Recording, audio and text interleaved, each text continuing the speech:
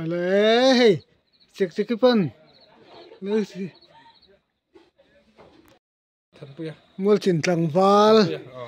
trôi pui sao tlang val mà ni mal tlat ngam khai ta hi gan hut lat mai. Mà ni mal tlat ngam. Ab ai zol khu pui pho trôi pui sao tlang val mal tlat ngam tingat khan hi.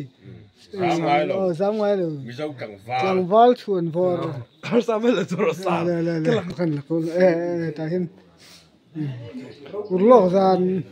helai nan lo mang thadon le mi hi. Thế tại arsa lo hem don a hem no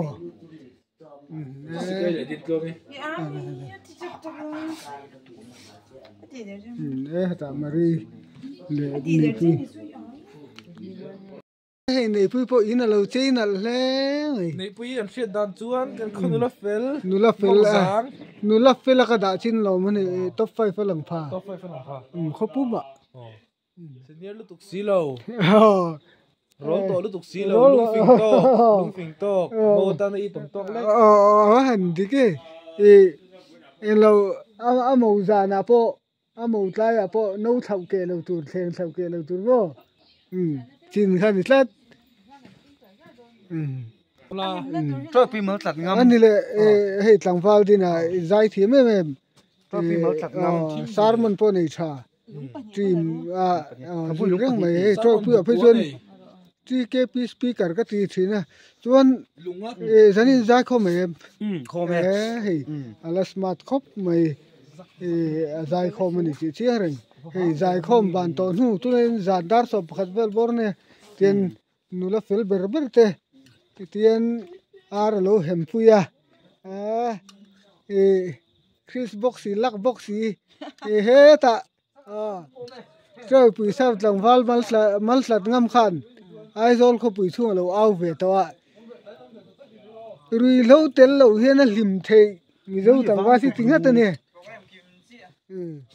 hey sak chuak chu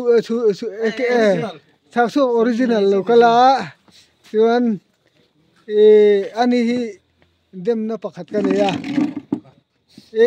elo hostela chara a phone a call thilo hostela a chuak chi group pattern lev mal hostel te chi a phone de chi kan group pattern lev mal tum le lai ka dem mum khop mai a lo chuak ve don to nga group ate lo che lun chong ti na lai be sei lo de na che ta la hi lo ta merry christmas ro ti mi to hey tan hey khu sa khu an hemani ro pui kho an hemani pe tiang sa a thu a po yung mo zat la hem lo alom bo ka kita kan ai lai kan on ta lang le da lang liang khop mai thalai helai mun a hian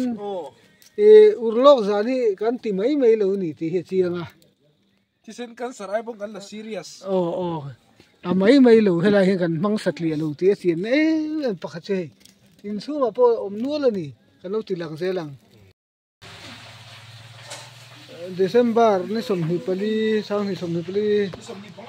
ni som hi panga ani chi ani thu minute teng sang kal to minute po la kal man lo chunen Christmas day gan ti chu ani thau ta reng mai heta ar kan hema hey a heman heten sakana hemai na kan ka du a fry ti boxi fry le ti nen kan nu la chon bor pani mel tha boxi nu la fel em pani hey an han bol me kan da him le me hey mal tlat ngamate kam phur mal tlat ngama ai zol hem no kan an ai le to la ni ko au lai lo mai mal tlat ngamate ne khan e chunen trôi pui sao tlang val mal tlat ngam kan pe ngom kom te ke ba hi rồi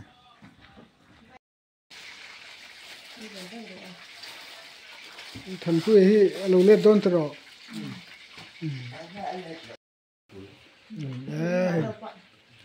nào chuẩn vào mua chín thằng val po chuồn ông cóp mà mua chín thằng val po hay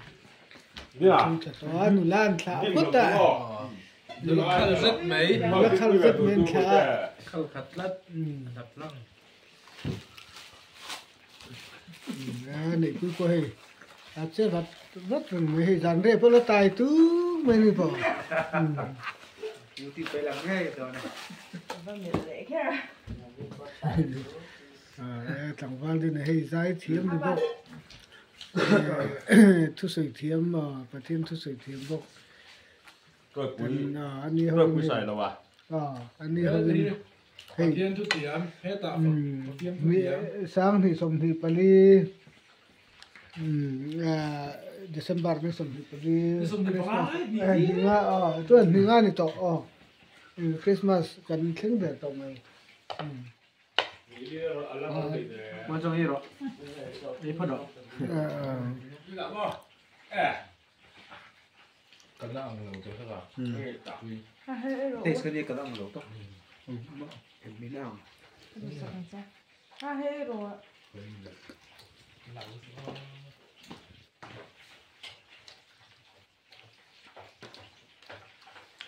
tuy ngắm mày nó để cái gì cũng cả Rồi tay phone sẽ được hoạt động. rồi pura mate thiên đường của mình là mình thế anh đi tiếng đi hồi nay tên đồn thế bộ quy phạc anh phạc cũng thiên khóc mày thì pura man là phi ma tên kiếm mình thọ mình tụng sắc tên để quy lệ thiên tế hình phim tất cả em lo ra thành vấn đề đơn tiền hem po fry po cái mình chụp cái này thì po Ăn chung mua lỡ chụp đâu. tao số thằng po Mi se puede ser puro mano chụp dần. kèn thì cần phải chắc cái kèn thì cần ấy dầu chắc cái cần phải chắc mình Christmas với xong nhỉ bọc. Christmas với sum ni pakua man đây hay cái gì ngã upa per nè amu zawa Muzawi. final dan thằng Val đi phụ anh ấy chứ mình gắn bằng cái chứ thầy thân chứ Cái thế đó. Cái thế chết nia po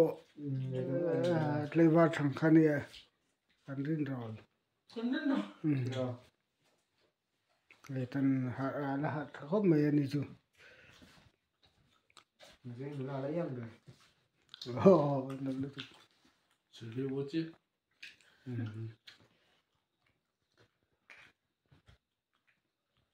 sao po ní thì nên này về hay từ thằng Val thì ta ní cũng mà trên có phải theo bà xiêm chứ này là căng thì tôi đã chơi cũng là chơi thì nên hôm nay cần phui thân rất tội mà sẽ một cái thua đó rất tội hostel là ông thằng nó thua anh mua ma đâu anh đi Cần luôn mất.